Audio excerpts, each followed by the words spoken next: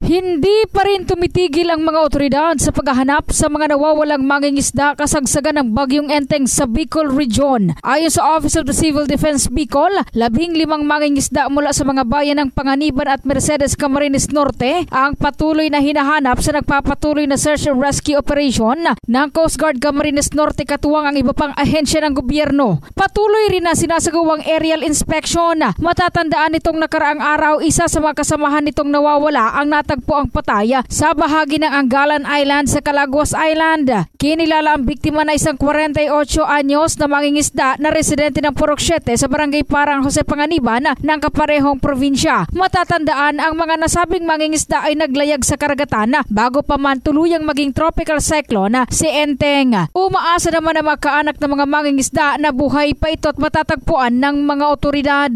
In the heart of changing lives, ito si Brigada Julie Rodriguez Belian ng Brigada News FM Philippines, the Music and News Authority.